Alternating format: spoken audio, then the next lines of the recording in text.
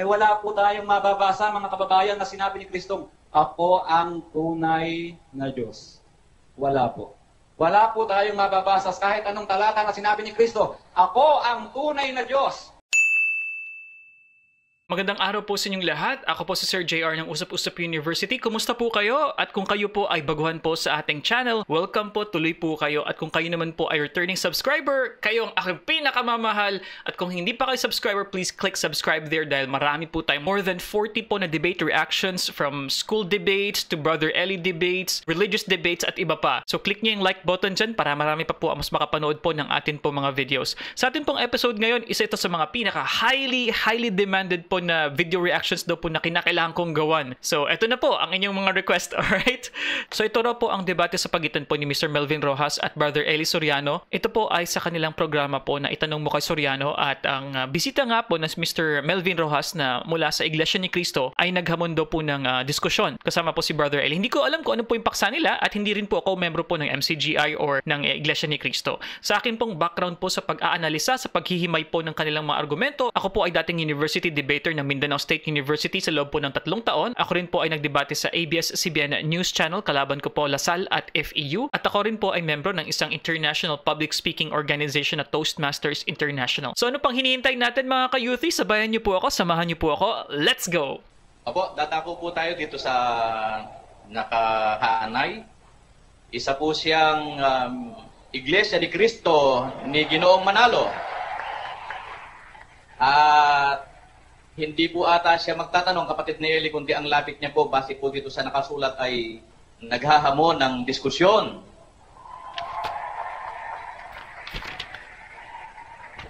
Pwede naman, kapatid. Siguro meron pa naman tayong mga ilang oras na natitira, no? Ano ba ang gusto niya? Magsasalita siya ng ng 10 minuto, tapos 10 minuto, sasagot naman ako. Ganun ba gusto niya? Actually po, kapatid ni Eli, dito po, meron po siyang inilatag na paksa na titindigan daw niya. Di ko lang po alam kung ito ay miyembro o ministro o napag-utusan ng isang ministro. Ito po yung kanyang paksa, kapatid ni Eli.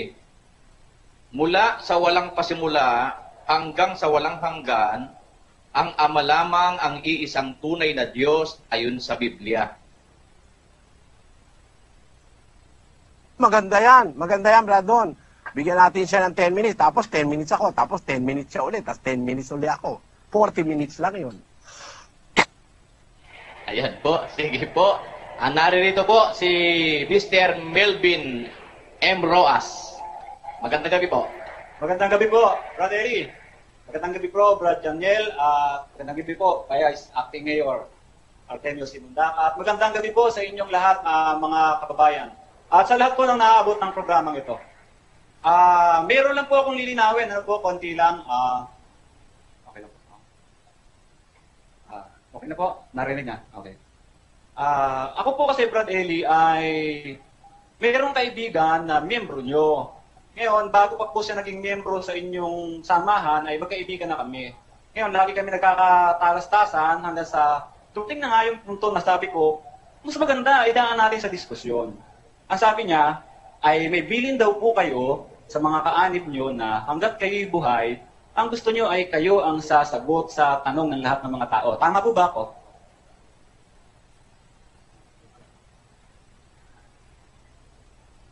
Hindi po ganoon, kapatid.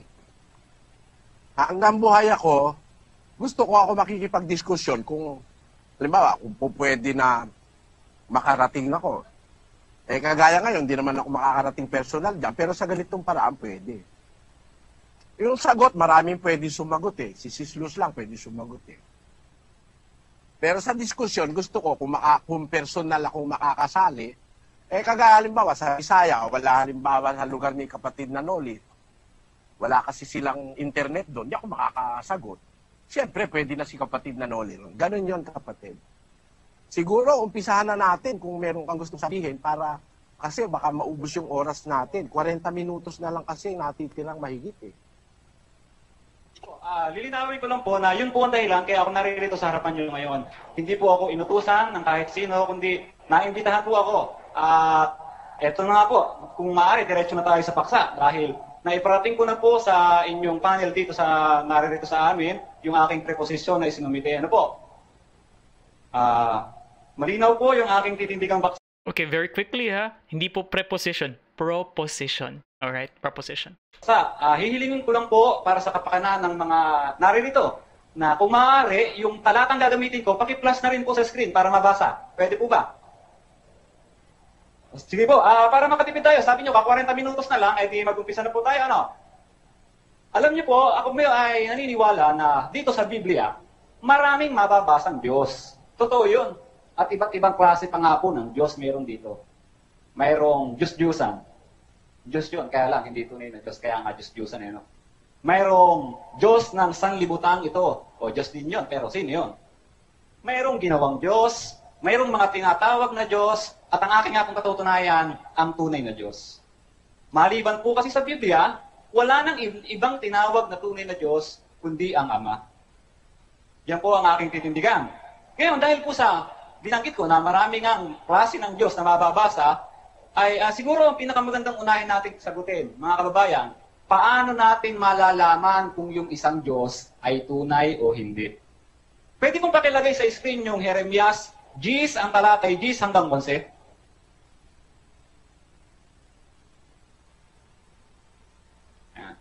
Basahin ko po, ano po? Ngunit ang Panginoon ay tunay na Diyos. Kaya mga kababayan, diyan po merong binabanggit na Panginoon na pinakikilala na tunay na Diyos. Sabi nyo kanina, sa bandang unahan ng pagtuturo nyo, Brother Eli, yung Panginoon, isa yan sa pangalan ng Diyos. At ang Panginoon po na tinutukoy dyan, tsak na hindi si Kristo dahil, unang-una, lumang tipan yan. Pangalawa, sa ibang salin, ang pagkakabanggit po di Yahweh o Ama.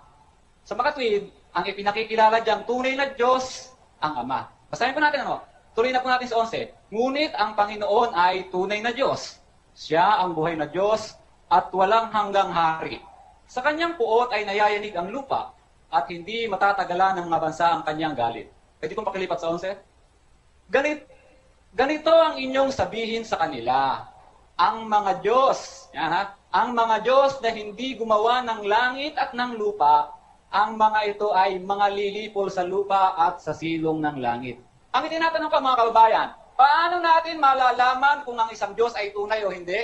Ang sabi sa Biblia, ang mga Diyos na hindi gumawa ng langit at lupa ay malilipol.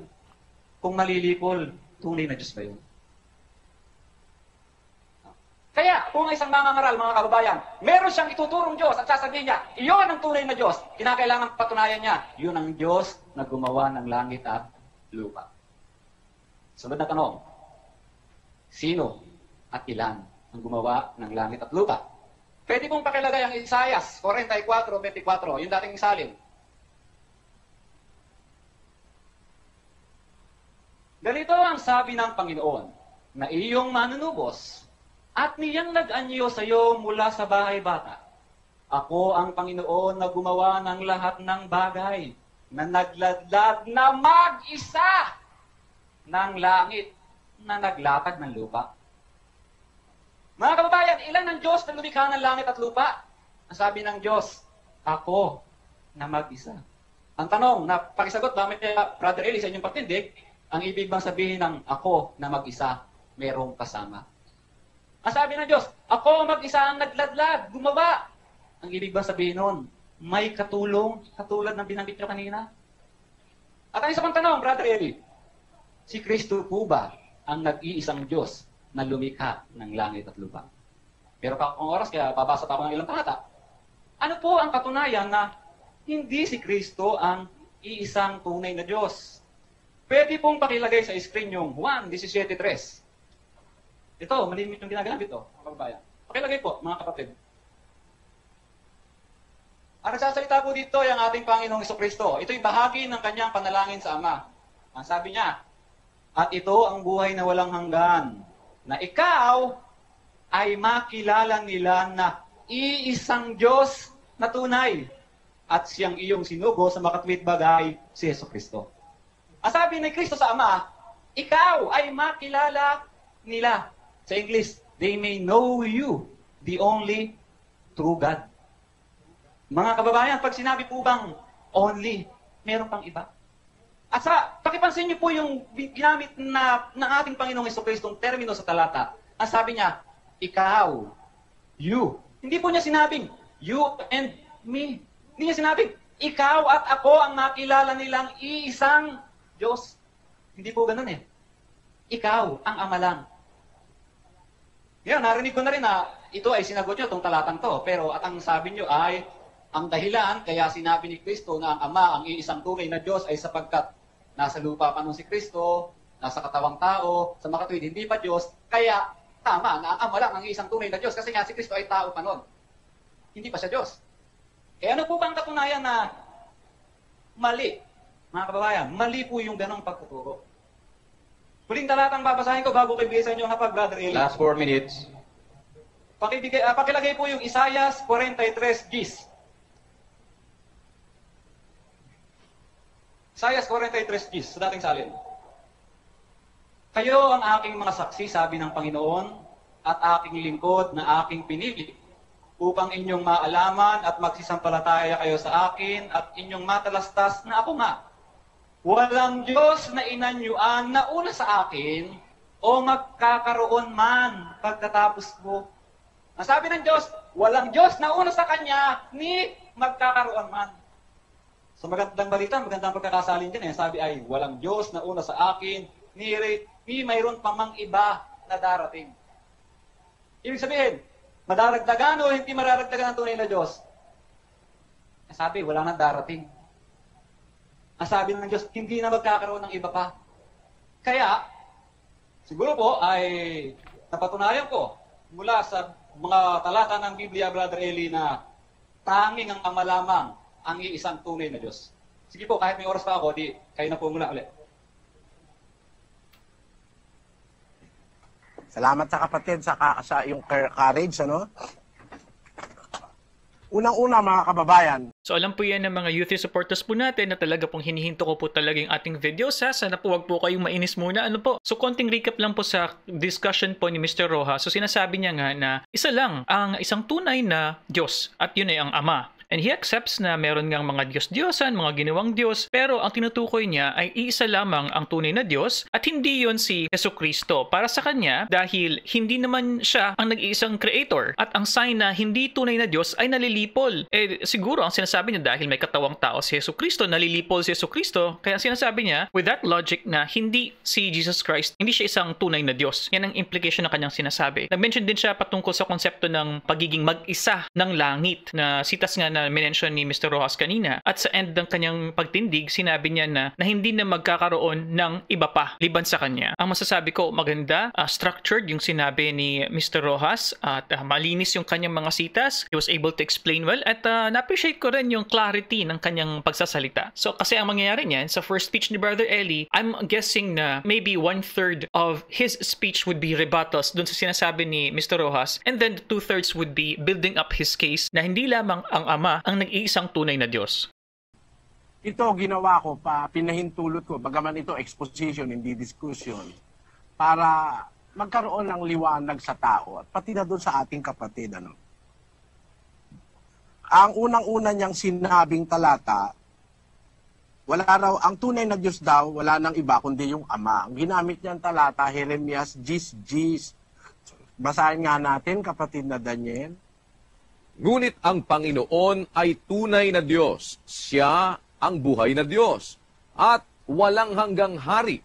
Sa kanyang puot ay nayayanig ang lupa at hindi matatagalan ng mga bansa ang kanyang galit. Ganito ang inyong sasabihin sa kanila. Ang mga Diyos na hindi gumawa ng langit at ng lupa. Ang mga ito ang mga lilipol sa lupa at sa silong ng langit. Ayan. Paano raw malalaman yung tunay na Diyos? Sabi niya, yung tunay na Diyos daw, gumawa ng langit at lupa. No? At yun daw hindi tunay na Diyos, malilipol daw, sabi niya. Ang tanong natin, si Kristo ba malilipol? Basahin nga natin ang Hebreo. Kasi yung hindi tunay na Diyos, sabi niya malilipol. Yun ang pakahulugan niya eh. Basahin natin ang Hebreo, Kapitulo 3 at 13, versikulo 8.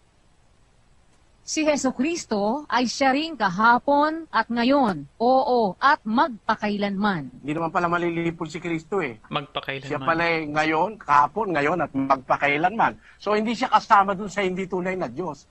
Kasi ang sabi mo kapatid, yung hindi tunay na Diyos, malilipol sa lupa at sa ilalim ng araw, malilipol. Katunayan si Kristo wala na sa lupa, nasa langit na eh. Kaya hindi siya malilipol dahil siya ang kahapon, ngayon, at magpakailanman. Ngayon, ginamit mo rin yung sitas na sino ba at ilan ang gumawa sa langit na siyang tunay na Diyos. Basahin natin ang Isaiah 44:24. Ganito ang sabi ng Panginoon ng iyong manunubos at niyang nag-anyo sa iyo mula sa bahay bata. Ako ang Panginoon na gumagawa ng lahat na bagay na naglaladlad na mag-isa ng langit na naglalatag ng lupa. Wala namang masama ron sa takalagay sa talata. Di naman sinasabi doon si Kristo'y tao eh. Ang sabi ron ng Panginoon, sabi ng Panginoon, ako yung manunubos na ganyo sa'yo mula sa bahay bata. Ako ang Panginoon na gumagawa ng lahat ng bagay na nagladlad na mag-isa ng langit. Talagang mag-isa siya nagladlad ng langit eh. Bakit? Tanungin nga natin si Kristo. Panginoon Kristo, tinulungan mo ba ang Diyos nung magladlad ng langit? Basahin natin ang 8 ng Kawikaan, 22. Inari ako ng Panginoon sa pasimula ng kanyang lakad, bago pinasimulan ang kanyang mga gawa ng una. Ako'y nalagay mula noong araw, mula nang walang pasimula, bago nalikha ang lupa. Ako'y nailabas nang wala pang mga kalaliman, nang wala pang mga bukal na sagana ng tubig. Bago ang mga bundok ay nalagay, bago ang mga burol ay ako'y nailabas. Samantalang hindi pa niya nililikha ang lupa, ni ang mga parangman, ni ang pasimula man ng alabok ng sanglibutan. Nang kanyang itatag ang langit, nandoon ako. Hindi naman pala inaangkin na tinulungan niya eh. Sabi niya, nang itatag niya ang langit, nandoon ako. Sabihin mo naman wala siya ron. Pwede mo bang alisin siya ron? Andun siya eh. Nang itatag niya ang langit, mag-isa yung nagtatatag na Diyos na makapangyarihan sa lahat. Pero nandun siya. Hindi siya tao. Yun ang sabi nung karunungan eh. Ang nagsasalita kasi dyan, yung karunungan ng Diyos. Sino ba yung karunungan ng Diyos? Na nung itatag niya ang langit, nandoon siya. Basahin natin yung 1:24 ng unang Korinto. Ngunit sa kanila na mga tinawag, maging mga Hudyo at mga Griego, si Kristo ang kapangyarihan ng Diyos at ang karunungan ng Diyos. Si Kristo pala yung karunungan ng Diyos. Yung karunungan ng Diyos na kasama ng Diyos nung iginagawa niya ang lahat ng bagay. Mag-isa siyang nagtatatag ng langit, pero nandun yung karunungan. Basahin natin ang sabi ni San Pablo. 2:6 kapatid na Daniel ng unang Korinto hanggang 8. Gayunman ay nangagsasalita kami ng karunungan sa mga may gulang, bagaman hindi ng karunungan ng sanglibutang ito o ng mga may kapangyarihan sa sanglibutang ito, na ang mga ito'y nangauuwi sa wala. Kundi sinasalita namin ang karunungan ng Diyos sa hiwaga, yaong karunungan na itinalaga ng Diyos bago nilalang ang mga sanlibutan sa ikaluluwalhati natin, na hindi napagkilala ng sino mang pinuno sa sanglibutang ito, sapagkat kung nakilala sana nila, ay di ipinako sa krus ang Panginoon ng kaluwalhatian. Nakita mo? Yung sinasabi ng mga apostol na karunungan, si Kristo yun eh. Yun ikang karunungan niya, itinalaga ng Diyos bago pa nilalang sa libutan. Hindi, wala pang alikabok na pagkukunan sa tao, nandun na yung karunungan, tinalaga na ng Diyos bago pa nilalangan sa libutan. Na yung karunungan yan, di napagkilala ng pinuno ng sanlibutan. Kasi kung nakilala nila, sana di ipinako sa cross yung Panginoon ng kaluwalhati. Di yung pala yung pinako sa cross, si Kristo yon. Kaya sabi niya sa 1:24, si Kristo ang kapangyarihan ng Diyos at ang karunungan ng Diyos. Hindi napagkilala ng pinuno ng sanlibutan, kaya nila ipinako. Si Kristo yon. Ngayon, ang Kristo ang nandoon kasama ng Diyos. Naglalatag ang Diyos ng langit na mag-isa, pero ando ng anak. Wala naman ako sinabing tinulungan ng anak eh. Makapangyarihan nga ang Diyos eh.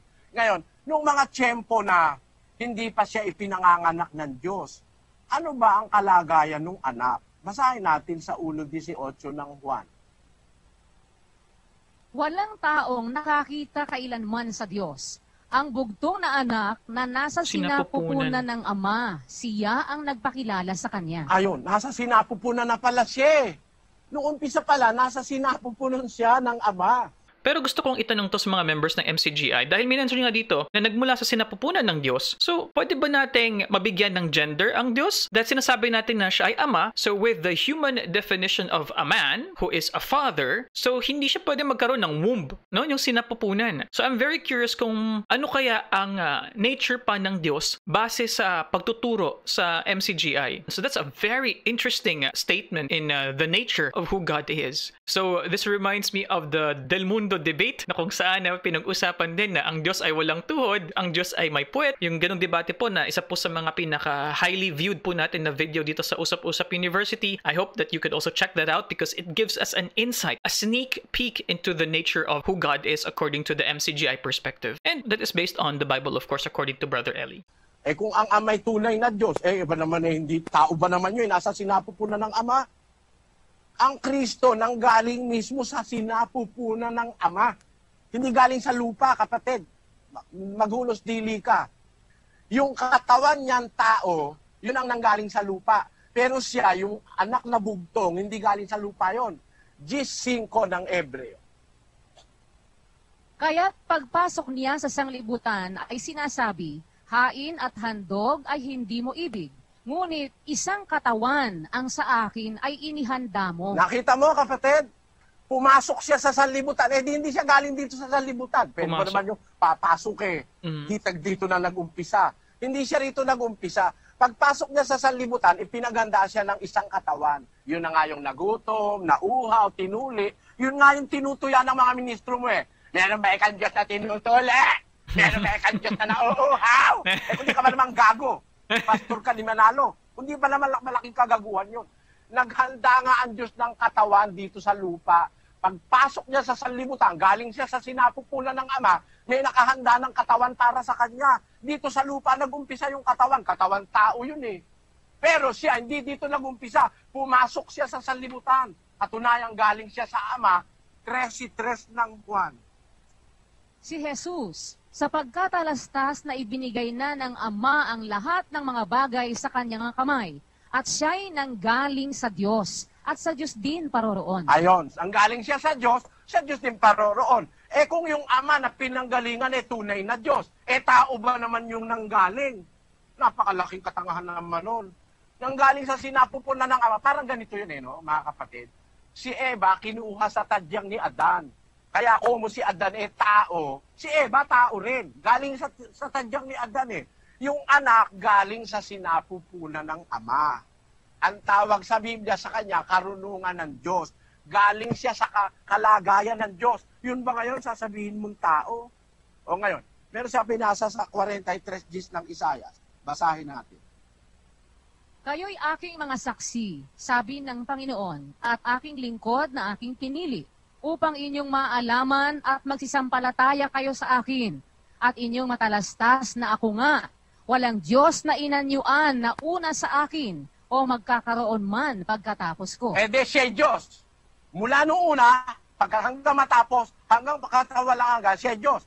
Kasama niya yung anak doon sa sinapupunan niya ipupwera mo ba yun? Napakatanga mo kapatid pag ipinwera mo yun. Okay. Una, napansin ko na mas marami yung mga sitas na ginamit ni Brother Eli. So, pinapakita lagi niyan na mas well-researched ang isang tao kapag mas marami siyang nasasabing mga halimbawa. At sa pakikipagtalastasan, while personally, okay na ako sa iilan lamang na mga halimbawa at mga illustrations, pwede rin kasing gamitan mo ng maraming cross-references to prove a point. Na yun nga, sinasabi nga ni Brother Eli dito na si Jesucristo ay isang Diyos. At maraming binigay na mga halimbawa si Brother Eli na to strengthen the case, kumbaga. Katulad nga ng sabi ko kanina na yung first part ng magiging speech ni Brother Eli, as I have predicted, is a rebuttal sa mga sinabi ni Mr. Rojas. Yung patungkol nga sa being a creator at nalilipol. So sinagot yun ni Brother Eli na sinasabi nga niya na Jesus is the same yesterday, today, and forever. At sinabi niya rin na yung wisdom of God na tinutukoy ng mga apostol, yung karunungan ng Diyos, ay si Jesucristo. By derivation, hindi pwedeng maging hindi Diyos ang isang entity na nagmula sa sinapupunan pa man din ng Diyos. Kasama siya nung ama sa sinapupunan niya eh. Kaya kung siya man ay Diyos, walang nakauna sa kanya at walang magkakaroon pagkatapos niya, kasama niya na yung anak sa kanya eh. Nasa sinapupunan niya yun eh. Marunong ka pa ba kay Juan? Marunong ka pa ba sa mga apostol? Hindi na nga magkakaroon ng iba dahil kasama na siya nung umpisa pa. Hindi na magkakaroon ng iba. Tapos sabi mo, si Kristo sabi niya, nakatingala siya. Ikaw ay makilala nila isang Diyos na tunay. Mamaya na, wala na akong oras eh. Sige, sa susunod ko na lang na pagsasalita. Yan po, pagkatapos ng pagtatanong ni kapatid na Eli, ay meron pong 10 minuto si kapatid na Eli para sa kanya pong panig, sa amin pong panig. Sige po, kapatid na Eli, sa inyo po yung pagkakataon. 10 minuto po.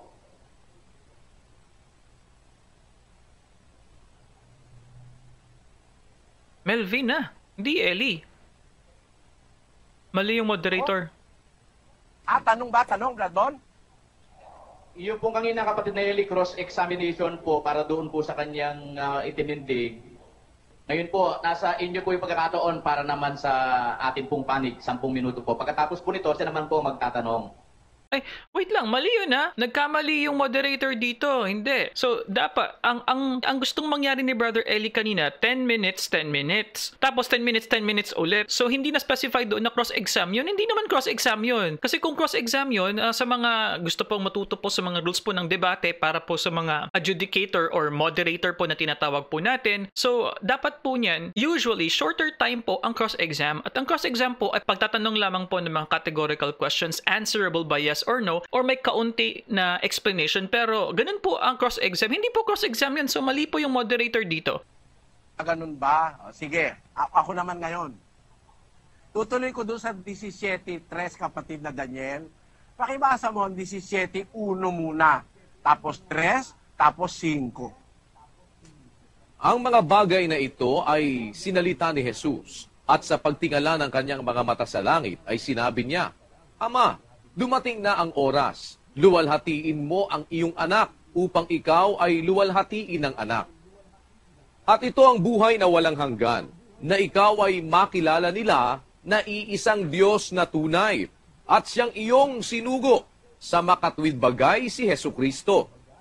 At ngayon, Ama, luwalhatiin mo ako sa iyo rin ng kaluwalhati ang aking tinamo sa iyo bago ang sanglibutan ay naging gayon. Kung mapapansin nyo mga kapatid, gayon din sa iyo kapatid, ang sabi ng ating Panginoong Jesus sa 17:1, nakatingala siya, sabi niya, Ama, dumating na oras, luwalhatiin mo ang iyong anak upang ikaw ay luwalhatiin ng anak. Anong kaluwalhatian yung hinihingi niya sa Ama? Sa 5, sabi niya, Ama, luwalhatiin mo ako sa iyo rin ng kaluwalhati ang aking tinamo sa iyo bago ang sanlibutan ay naging gayon. Nauna pa pala sa sanlibutan yung kanyang kaluwalhatian eh. Paano magiging tao ang isang nagtamo ng kaluwalhatian bago ginawa ang sanlibutan? Ha? Napakalupit nyo kay Kristo, yung mga ministro mo, lulupit kay Kristo. Bakit? Como ayaw nyo Diyos si Kristo, may ginawa nyo, tao na lang basta. Bakit? Hindi nga pwedeng maging tao eh. Bakit ganon? Wala pa sa libutan eh. Saan magaling ang tao? Di ba nila lang sa alabok ng lupa? Ang tao naging kaluluwang buhay. So ang tao nag-umpisa sa alabok ng lupa.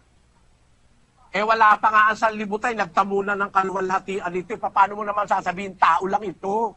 Napakalupit nyo naman kay Kristo. Kahit ba naman anghelo, kaya isa dun sa 24 na matatanda o isa dun sa 4 na nilalang na buhay. Wala na ba kayong mai-assign na iba kay Kristo kundi tao? Yan ang maling perception ng puno mong si Manalo. Na hindi raw tunay na Diyos si Kristo, tao nga. Paano naging tao nagtamo ng kaluwalhatian bago pa nilalangan sa libutan? Yun ang pinapanalangin niya sa 17 Luwalhatiin mo ako sa iyo, Ama, ng kaluwalhati ang aking tinamo sa iyo bago ang sanlibutan naging gayon. Kaya hindi tao ito. Tiyak na tiyak, hindi tao ito.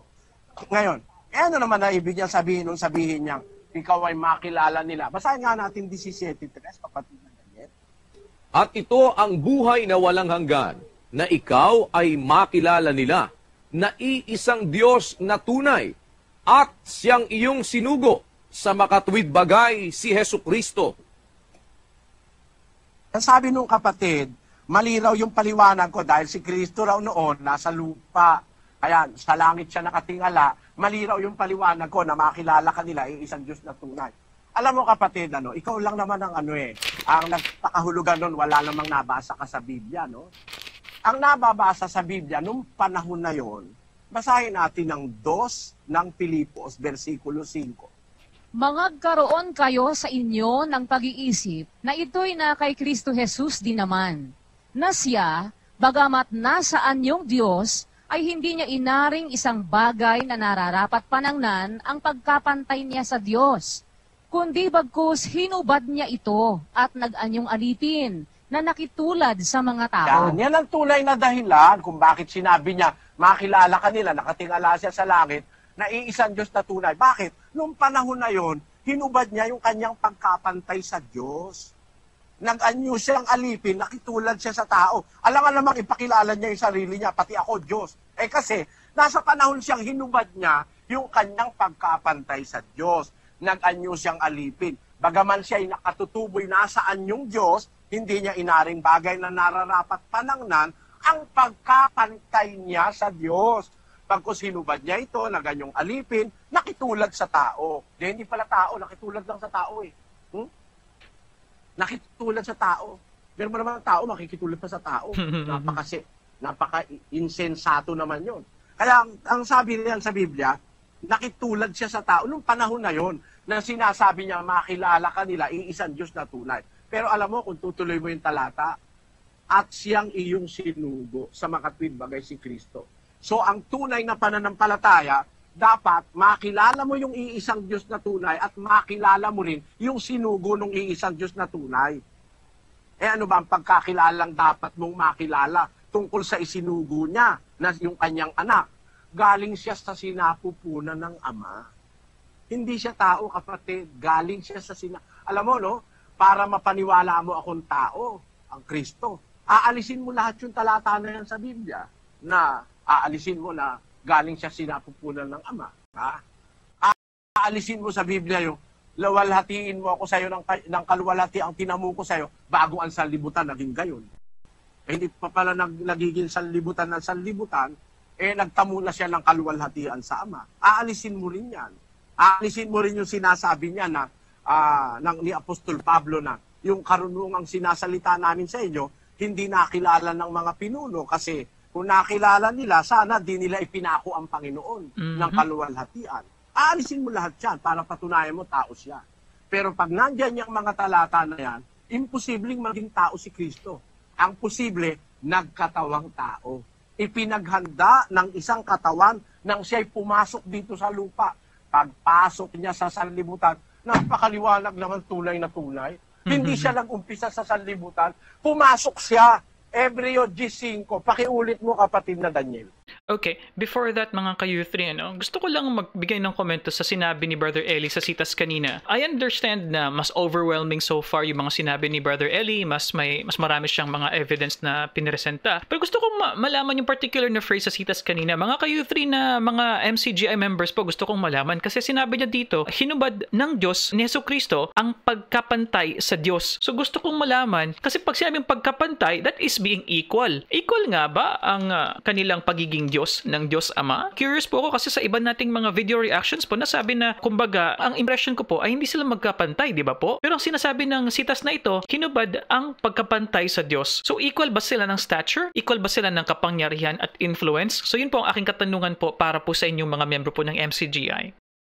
Kaya't pagpasok niya sa sanlibutan ay sinasabi, hain at handog ay hindi mo ibig. Ngunit isang katawan ang sa akin ay inihanda mo. Ayun, yung ngayong nalagay sa katawan. Yung nalagay sa katawan, ano yon? Tao ba yon? Yung nasa katawan? Basahin natin ang magandang balita Biblia sa 2:9 ng Kolosas o sa Bibliang yung karaniwang ginagamit. Sapagkat ay nananahan ang buong kapuspusan ng pagkadiyos sa kahayagan ayon sa laman. Basahin natin sa English. For in Him dwelleth all the fullness of the Godhead bodily. Ayon, nananahan doon sa kanyang katawan ang kapuspusan ng pagka-Diyos. Hindi naman pagkatao nananahan doon sa katawan eh. Yung katawan ng tao. Pero sa loob ng katawan, nananahan sa kanya ang buong kapuspusan ng pagka-Diyos. Kaya ang sabi ni San Juan, Fullness. unang Juan 5:20, kapatid na Daniel, basa. At nalalaman natin na naparito ang anak ng Diyos at tayo'y binigyan ng pagkaunawa upang ating makilala siya na totoo at tayo'y nasa kanya na totoo. Sa makatwid ay sa kanyang anak na si Hesukristo. Ito ang tunay na Diyos at ang buhay na walang hanggan. Di uno, Mga anak ko, mag-ingat kayo sa mga Diyos-Diyusan. kaya nung pumarito siya, maraming Diyos-Diyusang nadatnan si Kristo. Sabi ni Juan, kung nalalaman natin na parito ang anak ng Diyos, binigyan tayo ng pagkaunawa upang makilala natin siya na totoo, tayo sa kanya na totoo. Sa makatwid sa kanyang anak na si Jesucristo, ito ang tunay na Diyos. Dito sa lupa, walang ibang tunay na Diyos kundi yung naparito. Sapagkat ang narito, mga Diyos-Diyusan. Papasabihin mo hindi tunay na Diyos yan. Galing ba naman sa sinapupunan ng tunay na Diyos? Sasabihin mo naman tunay na tao. Malaking katarantaduhan naman yon, kapatid. Galing sa sinapupunan ng Ama, from the bosom of the Father. Galing siya from the bosom of the Father. Ipinanganak siya ng Diyos bago pa ginawaan sa libutan. Yung galing sa kanyang sinapupunan na ipinanganak niya, ang sabi ng Biblia, tunay na Diyos yun nung makarating dito sa lupa. Hindi tao yon, kapatid. Kung may tao, yung katawan, yun ang tao. Pero yung nasa loob nun, nananahan sa kanya ang buong kapuspusan Fullness. ng pagka-Diyos. Yun ang oras ko, tapos na. Of Godhead bodily. Yan. Yan po. Sige po kapatid, meron kayong 10 minuto para cross-examine yung pong ipinaliwanag ni kapatid na Eli. Hello. Meron. Maraming salamat po, Brother Eli, sa inyong pagsagot. Unahin ko lang po yung sinabi nyo kanina na si Kristo ay hindi malilipol. Ay wala naman po akong sinabing siya'y malilipol. Ang sinabi ko, ang malilipol, yung Diyos na hindi gumawa ng langit at lupa. At aminado kayo na si Kristo hindi gumawa ng langit at lupa. So makatwid, in the first place, hindi siya Diyos. Ngayon, nagtanong, ang sabi nyo, nadudoon siya at kasama siya. Pero aminado kayo na hindi siya katulong. Ano? Maliwanag yan mga kapatid. Sinabi niya kanina yun. Hindi na niya pwede bawiin yun. Si Kristo ay kasama raw ng Diyos. Granting without conceding na kasama nga ng Diyos si Kristo. Okay, before that, napansin niyo ba yung sinabi niya dito? Granting without conceding. That's a very popular debate phrase. So, ibig po sabihin yan, sabihin na natin na maniniwala ako siya, pero hindi ako sasang-ayon. Kumbaga, parang hypothetical lamang. So, yun pong ibig sabihin po ng granting without conceding or accepting without conceding. Something like that. Ang tanong dyan ay, nung kasama ng Diyos si Kristo at nasa sinapupunan. So, ang ibig sabihin ay, yung nasa pinapupunan ng Diyos ay Diyos din ang kanyang likas na kalagayan. Tama po ba ako? So, lilitaw mga kababayan, ang Diyos, mayroong kasamang Diyos. Labag po yan sa pagtuturo ng Biblia, mga mahal na kapatid. Sabi po sa Deuteronomio 32:12. Ano po ang tanong nyo kapatid? Oras po ninyo para magtanong, hindi po para magpaliwanag.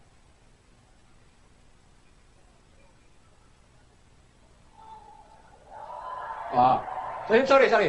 Hindi ko na akala, ang malinaw na ibinigay, sandali lang po, pwedeng pause ang time kasi meron lang Clarify. i-resolve ano.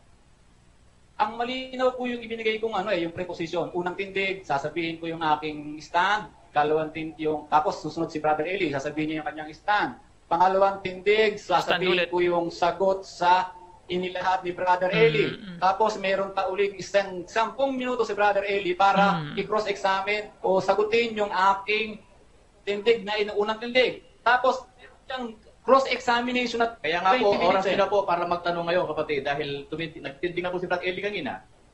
Oras nyo po ngayon para magtanong doon sa kanyang ipinaliwanag.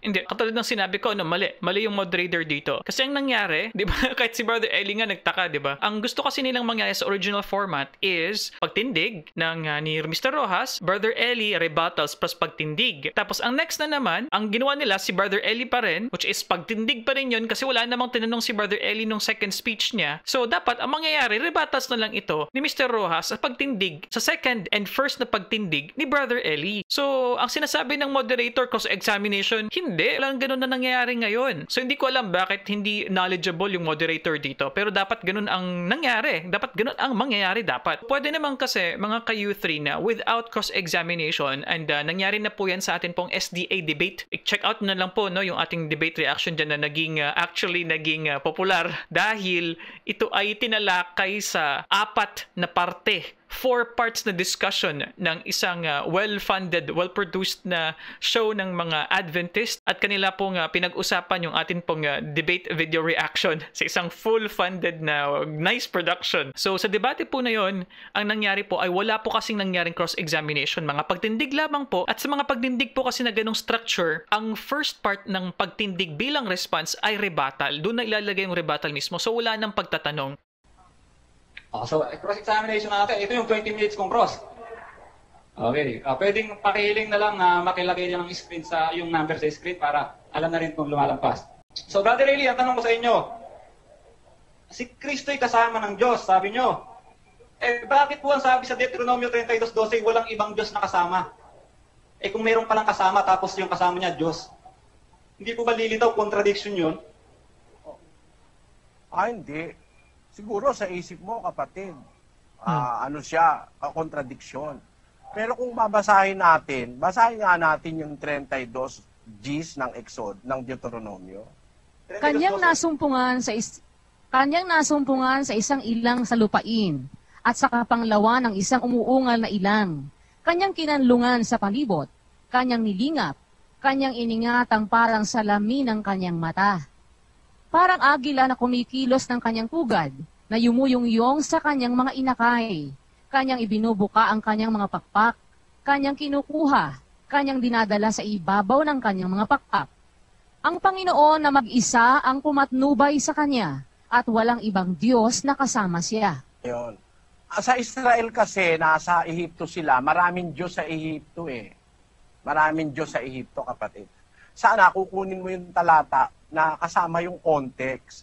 Noong ang Israel umalis sa Ehipto, sa ilang, baka maisip nung Israelita na kasama nila yung mga Diyos na iniwan nila sa Ehipto. Mahigit 10 yun Ine-emphasize dito, ang Panginoon ang pumatnubay sa kanila, sa ilang. Walang ibang Diyos na kasama niya. Yung mga Diyos na nakilala nila sa Ehipto na hindi naman mga tunay na Diyos, walang ibang kasamang Diyos yung nung pinapatnubayan niya yung mga Israelita sa ilang. Di ba? Hindi ay ibig sabihin niyan, tao si Kristo. Wala kahit sa hint niyan yung tao si Kristo Nung patnubayan niya ang Israel sa ilang, sa kanilang paglalakbay, galing ng Ehipto, na kung saan sila nang galing sa isang bansang maraming mga Diyos, ine-emphasize lang ng sulat ni Propeta Moises na nung patnubayan sila sa ilang, walang ibang Diyos na kasama. Yung mga Diyos sa Ehipto, tinutukoy doon. Yung mga Diyos-Diyusan. Huwag mo namang kukunin yung talata ng Biblia out of context. Magkakamali ka talaga pagka out of context mo kinuha yung talata sa Biblia. Yun ang sagot ko doon sa tanong mo. Okay, paglilinaw lang, akala ko kasi pangalawang tindi ko to, yung pala cross na. So, diretso na lang ako doon sa cross. Kasi yung mga talatang ginamit nyo na para patunayan na si Kristo'y Diyos, ay wala doon yung term na tunay Maliban doon sa binasa nyo, yung unang Juan 5:20 na sinabayan pa nga ng inyong mga kapatid. Kung pwede, pakilagay natin ulit sa screen, mga kapatid, yung unang Juan 5:20 para maitanong ko yung aking follow-up question kay Brother Eli. Ayan. Doon sa second sentence, ang sabi ay, ito ang tunay na Diyos at ang buhay na walang hanggan. Brother Eli, hindi naman po ang nakasulat doon ay, si Kristo ang tunay na Diyos at ang buhay na walang hanggan. Ang nakasulat po ito. Ngayon, ang tatanungin dyan, kanino tumutukoy yung ito? Sa tunay na Diyos. Ang tanong dyan, sino ang tunay na Diyos? Kung maaari, pakilagay natin yung MP kasi mas malinaw doon yung unang Juan 5:20. Ayan o. Kung maaari ko, pakilagay natin sa magandang balita. Para malaman natin, sino ba yung tinutukoy ng tunay na Diyos? Ang sabi kasi ni Brother Eli, si Kristo raw yun. Eh, hindi naman nakasulat yung Kristo, nakasulat ay ito. Kaya kunwari, para maging malinaw, pakilagay muna natin yung saling magandang balita. Ayan. Mga kababayan, ang sabi dyan, at nalalaman nating na parito ang anak ng Diyos at binigyan niya tayo ng pangunawa upang makilala natin ang tunay na Diyos. Ang tanong ko sa inyo, Brother Eli, bakit pumarito ang anak? Sino ang kanyang ipakikilala? Ang kanyang sarili ba? O ang tunay na Diyos? Ang tunay na Diyos ang ipakikilala dyan, di ba? Anong sagot ni So, Brother Eli? kapatid, put ko ganito. Pagka ang iyong paninindigan, gagamitin mo yung magandang balita, Biblia, hindi yan ang Bibliang isinalin na word for word from the original. Yan ay paraphrase. Ano? Kaduda-duda yan, salin na yan. At si Manalo man, hindi ginamit yan. Tandaan mo. Hindi ginamit ni Felix Manalo yan.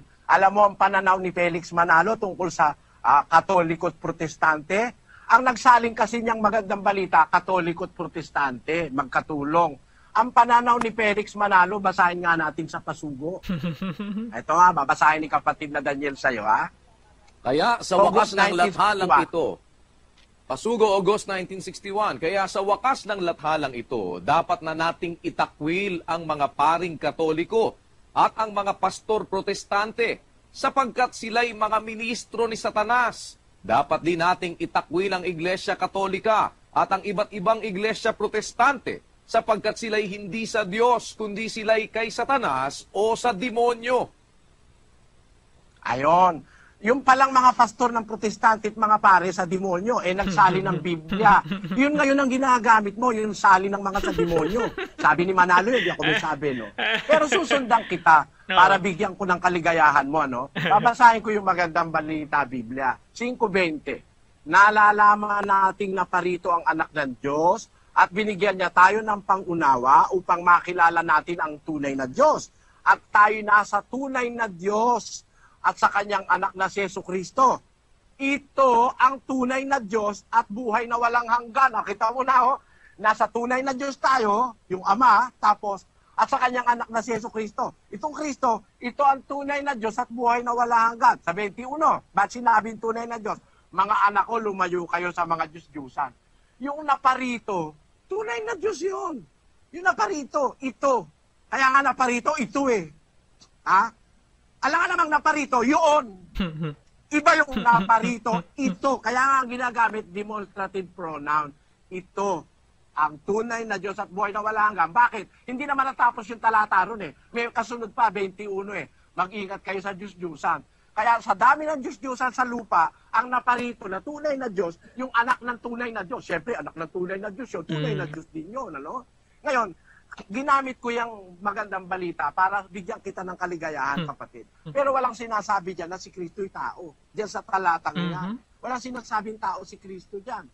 Ito ang tunay na Diyos at buhay na wala. Okay, before that, no, interesting yung mga sinasabi ni Brother Eli na emphasis niya na ang sinasabi ng Iglesia ni Cristo na si Jesu Cristo ay tao. Tandaan po, babalik po tayo sa paksa. Ang paksa ay ang Ama, ang tunay na Diyos. Pero ginagawa ni Brother Eli, tinitira niya ng dalawang paraan na sinasabi niya na hindi lamang ang Ama ang Diyos. Okay? Si Jesu Cristo ay Diyos din at binigyan niya pa ng bonus na ang paniniwala ni, ni Mr. Rojas, hindi yun totoo na si Jesu Cristo ay Diyos din. So yun ang punto dito ni Brother Eli. Hanggan. Magandang balita yan, ano? Sino ba yan tunay na Diyos at buhay na walang hanggan sinasabi dyan? Basahin natin ang magandang balita rin. 1:1 hanggang 4, kapatid na Daniel. Sa pasimula pa'y naroon na ang salita, kasama ng Diyos. Unang Juan, anak. Unang Juan, 1:1 hanggang 4. Sumusulat kami sa inyo tungkol sa Kanya. Nasa simula pa'y Siya na, ang salita na nagbibigay buhay. Narinig namin Siya at nakita, napagmasdan at nahipo ng aming mga kamay. Nahayag ang buhay, nakita namin Siya at pinatotohanan sa inyo at ipinangangaral namin sa inyo ang buhay na walang hanggan na kasama ng Ama at nahayag sa amin. Kita mo, ang buhay na walang hanggan pala, si Kristo, yung kasama ng Ama. Sabi ng magandang balita Biblia. Kaya, ang buhay na walang hanggan, tinuturo ni Juan, diyan sa unang sulat ni Juan, Yung nakita niya, nakipo ng kamay nila. Sabi niya sa uno-uno, liwanag eh. Siya ang salita na nagbibigay buhay. Narinig namin siya, nakita, namasdan, nahipo ng aming kamay. Tapos sa 2, nahayag ang buhay, nakita namin siya. Si Kristo yun eh. At pinatototohanan sa inyo. Ipinangangaral namin sa inyo ang buhay na walang hanggan na kasama ng Ama at nahayag sa amin. Sino yung buhay na walang hanggan? Si Kristo. Kaya siya rin yung tinutukoy ni Juan sa 5:20, siya ang tunay na Diyos at buhay na walang hanggan. Mag-ingat kayo sa Diyos-Diyusan. Yan kapatid. Buksan mo lang ang isip mo. Huwag kang kumontra sa katotohanan. Ikaw na gumamit yan talata, no? Ikaw na gumamit yung magandang balita. Susundan kita, pero makikita mo na ang buhay na walang hanggang tinutukoy na tunay na Diyos na naririto sa lupang, naparito, yung anak. Ayun. Of course, yung ama tunay na Diyos. Yung anak, hindi naman tunay na tao. Ganun yun. Ayun po, tapos na po ang inyong 10 oras ng pagtatanong kapatid. At nasa ikalawang pagtindig na po kayo. Huling tindig po ninyo. Meron po kayong 10 minuto, kapatid. Last 10 minutes ko na to, kaya dito ko na lang ipopokus sa unang Juan 5:20, mga kapatid.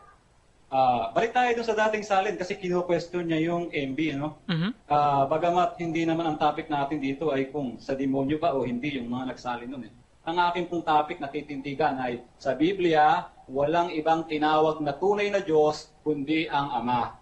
Dito po sa unang Juan 5:20, kagaya na ng sinabi ko na kanina, wala naman pong salin ng unang Juan 5:20 na may mababasa tayong While it is true na hindi yon ang topic as to ang MB ba, ang magandang balita Biblia ba ay magandang salin o hindi, o sa Diyos ba o sa hindi, pero kasi ginawa kasing referensya yun eh. So in making a reference, the references and the arguments of course that are attached to it can be asked during the course of the cross exam. Pero dahil kanina pagtatanongin ni Mr. Rojas, dapat talaga nun is kung maging talagang stricto, ano po, dahil religious debate naman po ito, so maintindihan po natin na medyo flexible po sa rules, pero dapat po talaga niyan, pwede po ang stop ng moderator kapag ang pagtatanong po ay hindi na po nakikitang connected sa main topic. At sa cross-exam po, tanong-sagot. Dapat po ganun po yung format. Pero nangyari kasi dito sa kanila parang discussion nga na style, so okay lang yun. Naintindihan natin.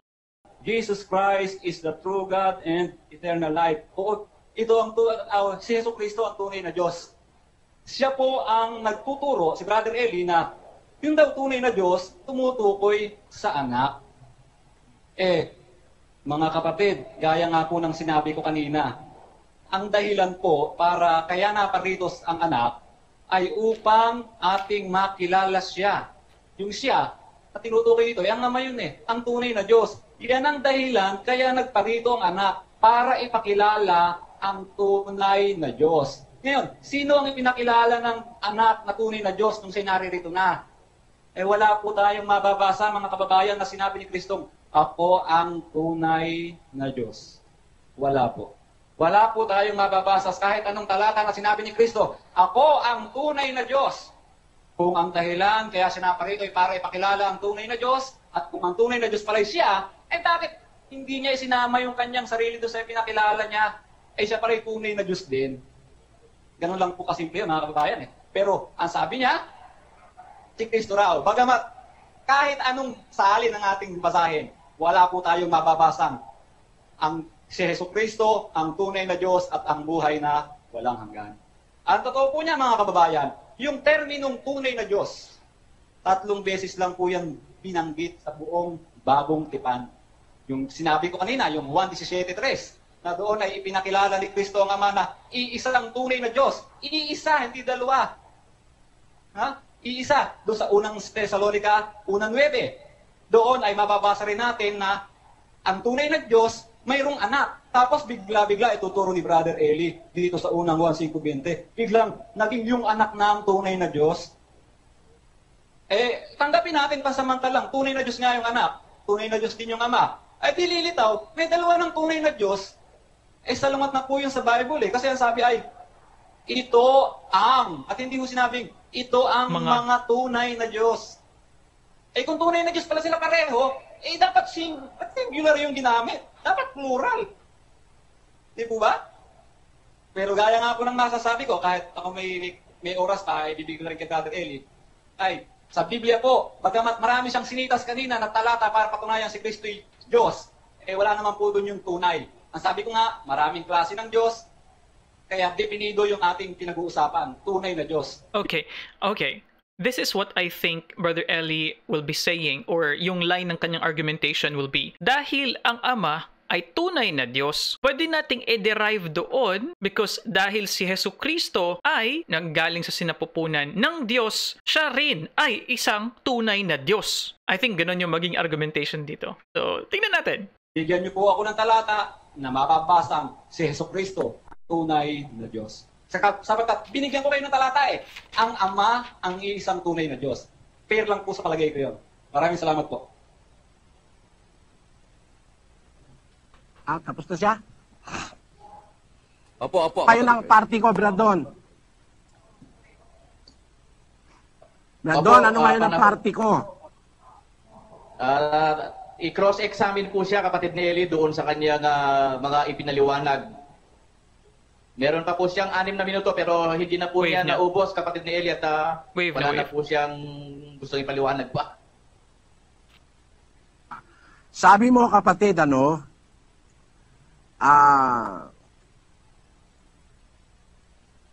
gumamit ka uli ng bagong salin. Sabi mo, ay, ng dating salin. Balik tayo sa dating salin.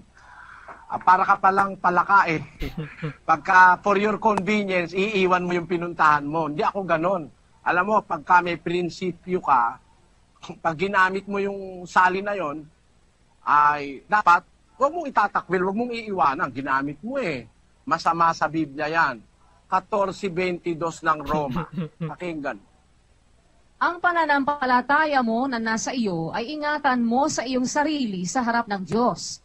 Mapalad ang hindi humahatol sa kanyang sarili sa bagay na kanyang sinasang-ayunan. Ayun, pagka sinasang-ayunan mo, wag mo lang i-deny. Ikaw ang pumunta sa magandang balita, nung sundan kita, iniwanan mo. Hindi mo kasi matututulan yung sinasabi sa magandang balita na yung buhay na walang hanggan na sinasabi ng mga apostol, lalo na si San Juan, yun ang nahipo nila, nakita nila, nahipo nila, namasdan nila, nahipo ng kamay. Hindi mo naman pwede sabihin yan yung Ama.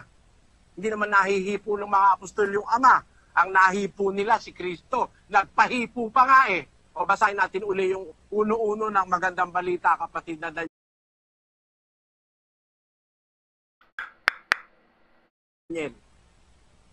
Sumusulat kami sa inyo tungkol sa Kanya na sa simula pa'y Siya na, ang salita na nagbibigay buhay. Narinig namin Siya at nakita, napagmasdan at nahipo ng aming mga kamay. Nahayag. Ayan. Yung salita na mula pa sa pasimula, Siya na. Siya na pala, mula pa sa pasimula, Siya na. Salitang nagbibigay buhay. Narinig namin Siya. Napagmasdan, nahipo namin Siya. Yan ba ngayon sino ba yung nahipo nila na yan? Nabuhay na walang hanggan. Sino yan? 5:20 ng magandang balita. Umaalis ka na ikaw ang nag-umpisa niyan. 5:20. At nalalaman natin na parito ang anak ng Diyos at binigyan niya tayo ng pangunawa upang makilala natin ang tunay na Diyos at tayo'y nasa tunay na Diyos sa kanyang anak na si Jesucristo. Ito ang tunay na Diyos at buhay na walang hanggan. Kita mo, sasabihin mo, walang mababasa sa Biblia. Ikaw na nga gumamit yan Ha? At tayo nasa tunay na Diyos sa kanyang anak na si Jesucristo. Sino yung tunay na Diyos? Si Jesucristo na sinutukoy ni Juan. Ito ang tunay na Diyos at buhay na walang hanggan. Sino yung buhay na walang hanggan? Na tunay na Diyos. Nakita namin Siya, nahipo namin Siya ng kamay. Hindi naman yun yung Ama Kaya nga napakaliwanag, naparito. Dito, ang tinutukoy ni Juan, yung pumunta rito, tunay na Diyos yun. Ipapakilala niya yung tunay na Diyos din. Ngayon, ang sayo, ang problema mo, pagka ganyan ka, magiging dalawa na ang tunay na Diyos. Kasi sabi mo tunay na Diyos Ama, tunay na Diyos si Kristo. May problema ba yon? Basahin nga natin ang magandang balita pa rin. Gis 30, basa sa Juan, kapatid na Daniel. Ako at ang Ama ay iisa. Di naman pala naging dalawa Ako at ang Ama ay iisa. Ano na ang problema mo, kapatid? Ako ay tunay na Diyos. Ang Ama ay tunay na Diyos. Pareho kaming tunay na Diyos Isa lang. Bakit? Nag-umpisa naman kami parehong magkasama Nasa sinapupunan ng Ama ang Anak. See? Tunay yung Diyos na kinaroroonan niya. See? May ano siya. Okay, yun po yung sinabi natin kanina na because he was derived from the real God, so parang yung qualities nun are carried over to Jesus Christ. Yun po yung pagkakaintindi ko dito. Tao, napakamali namang pangangatwiran. Wala na sa logic, wala pa sa sensibleness, wala pa sa Biblia. Ang tunay na Diyos, nahipo ng ang buhay na walang hanggan, nahipo namin, sabi ng mga apostol, nahipo ng aming kamay, nakita namin siya, pinangaral namin siya, buhay na walang hanggan siya. Sino yon? Ito ang tunay na Diyos, ang buhay na walang hanggan. Sino yon? Yung naparito, ang anak. Kaya, bakit tunay na Diyos sa pakilala ni Juan? Kasi maraming dinatnan si Kristo sa lupa, buhay na walang hanggan. Ayun yun. Diba? Ngayon, susundan kita kapatid doon sa sinabi mo na, teka ha, ang sabi niya kanina, wala raw mababasa si Kristo tunay na Diyos. Yun nga ang Bibliang binasa mo na magandang balita, yun na nga nababasa Matigas lang ulo mo kapatid. Alam mo, naunawaan kita. Napadilim na kasi isip mo dahil ang puno mo nasa kadiliman. Kaya didilim na rin ang isip mo. Yan ang tiyak na tiyak dyan. Pareho na kayong magdilim ang isip. Nabulag na isip mo ng pambubulag ni Satanas at saka ni Manalo. Na si Kristo tao lang. Hindi mo na kasi matanggap mismo. Yung Biblia mismo binasa mo. Ikaw na pumunta riyan ha. Tapos sabi mo, babalik ka tayo sa dating salin. O de, tusundan naman kita uli. Mahirap tong ginagawa mo sa akin para kang palakang palundag-lundag susundan naman kita. Sabi mo, balik daw tayo sa dating salin. Lilitaw daw sa dating salin, may mababasa ka ba ikaw si Kristo tunay na Diyos? Si Kristo tunay na Diyos. Wala kayo ka mababasa si Kristo tunay na Diyos. Di basahin natin sa dating salin. 5:20 ng unang Juan.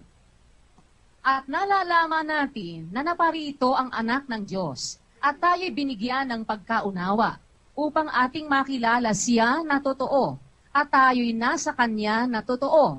Sa makatwid ay sa kanyang anak na si Jesucristo. Sino ba yung totoo? Di ba yung sa makatwid si Kristo yung totoo? Upang makilala natin siya na totoo. Tayo nasa kanya na totoo. Sa makatwid. Kailan ba ginagamit yung salitang sa makatwid? Therefore, sa makatwid, totoo, yung kanyang anak na si Jesucristo, ito ang tunay na Diyos at ang buhay na walang hanggan, mga anak ko. Mag-ingat kayo sa mga Diyos-Diyusan. Yun ang nakasulat sa talata Bakit sinabing tunay na Diyos? Kasi nung naparito, tunay na Diyos, in comparison sa mga dinatnan sa lupa na mga Diyos-Diyusan. Kunin mo lang yung unawa, kapatid. Yung naparito, tunay na Diyos. Bakit tunay na Diyos? Tingnan mo papakita ko sa'yo. Nagkatawan tao yun Yung nagkatawan tao ba? Tao? Basahin nga natin ang unang Timoteo 3:16.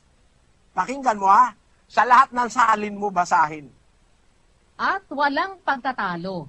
Dakila ang hiwaga ng pagkadiyos. Yaong nahayag sa laman. Pinapaging banal sa espiritu. Nakita ng mga anghel. Ipinangaral sa mga bansa. Sinampalatayanan sa sanglibutan. Tingnan mo, yan si Kristo Dakila ang hiwaga ng pagkadiyos. Pagkatao ba sinasabi dyan? Pagkadiyos May dakilang hiwaga ang kanyang pagkadiyos. Yaong nahayag sa laman. Di yung kanyang pagkadiyos nahayag sa laman. Nagkatawan tao nga kasi siya. Tapos, pinapaging banal sa espiritu, nakita ng mga anghel, pinangaral sa bansa, sinampalatayanan sa sanlibutan, tinanggap sa itaas sa kaluwalhatian. Di ba si Kristo yan? Dakila ang hiwaga ng pagkadiyos. Hindi lang basta tunay na Diyos. Dakila pa hiwaga ng pagkadiyos ni Kristo. Ano sasabihin mo walang mababasa? Dakila ang hiwaga ng pagkadiyos. Siya yung tunay na Diyos na nakarating dito sa lupa at buhay na wala hanggan. Patunayan natin. Balik tayo sa dating salin. Unang Juan 1:1-4, kapatid na Daniel. Yaong buhat sa pasimula, yaong aming narinig, yaong nakita ng aming mga mata, yaong aming namasdan at nahipo ng aming mga kamay tungkol sa salita ng buhay. At ang buhay ay nahayag, at aming nakita at pinatotohanan at sa inyo'y aming ibinabalita ang buhay na walang hanggan na kasama ng Ama at sa atin ay nakayag. Yaong Tamo, ang buhay na walang hanggan na kasama ng Ama. So yung buhay na walang hanggang nahipo ng mga apostol, nakita nila, narinig nila, yung buhay na walang hanggan na yung kasama ng Ama. Tama? Sino yon? 5:20. At nalalaman natin na naparito ang anak ng Diyos at tayo'y binigyan ng pagkaunawa upang ating makilala siya na totoo at tayo'y nasa kanya na totoo. Sa makatwid ay sa kanyang anak na si Hesukristo. Ito ang tunay na Diyos at ang buhay na walang hanggan. Ngayon, ang tunay na Diyos at buhay na walang hanggan, si Kristo. Kasama ng Ama, iba yung Ama. Iba yung Ama, tunay na Diyos yun eh. Pero yung kasama niya, hindi naman Diyos-Diyusan. Yung kasama niya, buhay na walang hanggan at tunay na Diyos. Tunay na Diyos na paano? Nung dumating sa lupa, pinakilalang tunay na Diyos dahil maraming Diyos-Diyusan. Ang liwa-liwanag, kapatid eh. Itong salita ng buhay na ito, itong buhay na walang hanggan, nahipo ng aming kamay. Binabalita namin sa inyo, yung buhay na walang hanggan na kasama ng Ama. Eh, sino yung buhay na walang hanggan kasama ng Ama? Yung tunay na Diyos at buhay na walang hanggan, yung anak. Sasabihin mo, walang mababasang tunay na Diyos yung anak. Ayaw mo lang basahin. Ayaw mo lang tanggapin. May nababasa. Tanungin mo lahat ng tao nakikinig ngayon, naririnig nila. Meron silang narinig. May nabasa. Ikaw lang naman ang bukod tangi. Kasi nauunawaan nga kita. Diyan ka siguro lumaki. Yan na pinakain sa'yo tuwing Huwebes at saka Linggo. Yan na lagi mong narinig. Hindi madali para maunawaan mo. Naunawaan kita, kapatid, at hindi kita sinisisi. Pero ang masasabi ko sa'yo, kung ididilat mo yung pangunawa ng puso mo, wala namang ibang Diyos na kasama ang Ama na sinasabi eh. Na naglatag ng langit na mag-isa. Wala nang ibang kasama? Wala namang sinasabi tayo na may katulungan Diyos naglatag ng langit eh. Ang sinasabi natin, may kasama ang Diyos nung inilalatag niya ang langit. Sabi nung karunungan, nang itatag niya langit, nandun ako. Nung maglagay siya ng balantok ng kalaliman, nandun ako. Nandun siya eh. Lahat ng ginawa ng Diyos, nasaksihan niya eh. Basahin natin ang Apokalipsis 3, versikulo 14. At sa anghel ng iglesia sa Laodicea ay isulat mo, ang mga bagay na ito ay sinasabi ng siya nawa, ng saksing tapat at totoo, ng pasimula ng paglalang ng Diyos. Kita mo? Ang saksing tapat at totoo. Bakit saksi? Lahat ng ginawa ng Ama, nasaksihan niya eh. Siya ang pasimula ng paglalang ng Diyos. Paano mo naman igigiit sa akin tao yan? Saksing tapat at totoo, pasimula ng paglalang ng Diyos. Siya yung siyanawa, siya yung amin, siya si Kristo, siya yung siyanawa. Hindi makakatutol dyan ang pastor mo na ang siyanawa si Kristo. At kung si Kristo yung siyanawa, siya yung saksing tapat at totoo. At siya rin ang nakasaksi ng pasimula ng paglalang ng Diyos. Nandun siya bago nag-umpisa ang paglalang. 8:22 ng Kawikaan. Basahin natin. Inari ako ng Panginoon sa pasimula ng kanyang lakad, bago pinasimulan ang kanyang mga gawa ng una. Ako'y nalagay mula noong araw, mula nang walang pasimula, bago nalikha ang lupa. Ako'y nailabas nang wala pang mga kalaliman, nang wala pang mga bukal na sagana ng tubig. Bago ang mga bundok ay nalagay, bago ang mga burol ay ako'y nailabas. Samantalang hindi pa niya nililikha ang lupa, ni ang mga parang man, ni ang pasimula man ng alabok ng sanglibutan. Nang kanyang itatagang langit, nandoon ako, nang siya'y maglagay ng balantok sa balat ng kalaliman. Nang kanyang pagtibayin ang langit sa itaas, nang maging matibay ang mga bukal ng kalaliman, nang bigyan niya ang dagat ng kanyang hangganan, upang huwag salangsangin ng tubig ang kanyang utos, nang kanyang iayos ang mga patibayan ng lupa. Nasa sipingan niya ako. Yan. Meron palang kasiping ang Ama eh. Nasa siping niya ako. Huwag mo naman alisin sa Biblia yan, kapatid. May kasiping ang Ama. At tiyak na tiyak ko, hindi tao yun. Bakit? Wala pa akong lalabok nun hindi pa ginagawa tao nun Nasa siping niya na ako Kaya sabi ni Kristo, luwalatiin mo ako sa'yo, Ama, ng kaluwalati ang aking tinamu sa'yo, bago ang sanlibutan naging gayon. So, umiiral na siya kasama ng Ama, nasa siping ng Ama, nang ginagawa lahat ng bagay. Tama yung Apokalipsis, siya ang pasimula ng paglalang, saksing tapat, siya ang siya nawa. At ang Kristo ang panguna sa lahat ng bagay, na nakasaksi ng lahat ng bagay na ginawa ng Ama. Huwag mong sabihin tao yon, kapatid. Ang tao lumitaw lang nang gawin ang Diyos mula sa alabok ng lupa. Iyon ang katotohanan ng nasa Biblia. At sana naunawaan mo. Kaya lang, di natin talaga matatapos pag-usapan to, mahabang paksa ito. Kasi ang hinahanap mo palagi, mabasa, si Kristo ang tunay na Diyos. Kristo ang tunay na Diyos. Si Kristo ang tunay na Diyos. Yun ang gusto mo mabasa letra por letra para kung hahanapin ko rin sa'yo, basahin mo, si Manalo ang anghel sa sikatan ng araw. Wala kang mababasa nun. Letra por letra, si Manalo anghel sa sikatan ng araw. Kahit nasa lubugan ng araw, hindi mo kayang basahin si Manalo yung anghel Yun ang ibig ko sabihin. Huwag kayong ganyan kung gumamit ng Biblia. Ang Biblia may lohika. Ang Biblia may sentido. Ang Biblia may konteksto. Hindi puro lahat ng katotohanan, letra por letra ang mababasa mo. O, kagaya ito. Mababasa mo ba si Manalo? Bula ang propeta? Hindi. Pero sabi ng Diyos, lilitaw ang maraming bula ang propeta. Kasama si Manalo ron. Yun. Ang katunayan bula ang propeta yan, ang itinuro niya Santa Cena, may abulo yan. Wala namang abulo yan na Santa Cena sa Biblia. Tingnan mo? Ang itinuro niyang panalangin, patayo.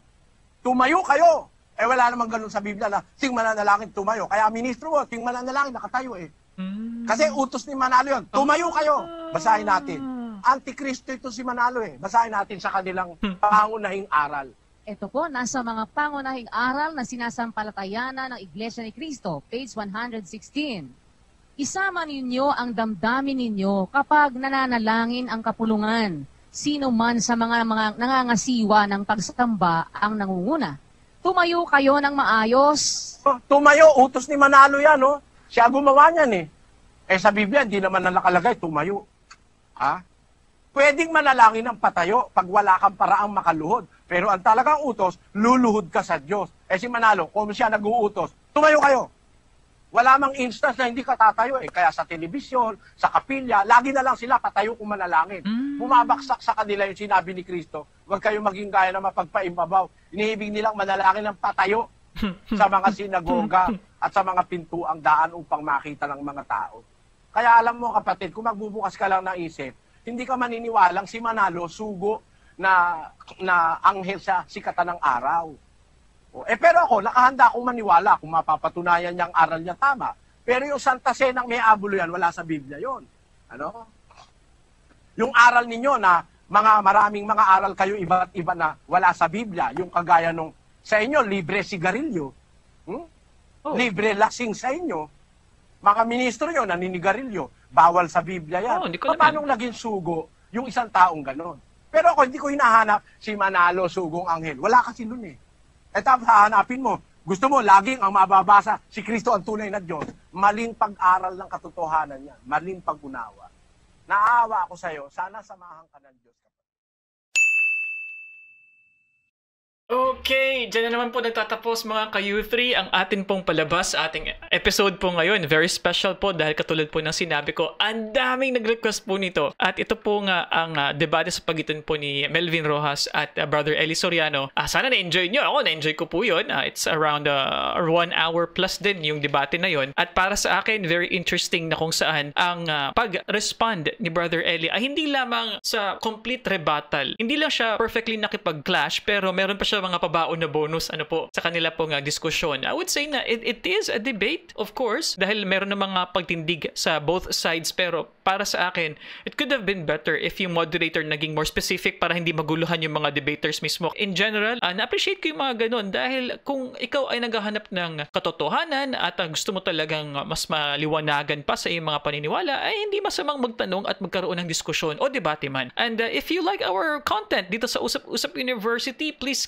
click subscribe. Ayan, nandyan. And maybe gusto nyo rin yung video na ito at yung video na ito dahil marami po tayong mga videos, more than 40 plus na po. Kaya hanggang sa muli po, maraming salamat po ulit and I'll see you guys next time. Peace! Bye-bye!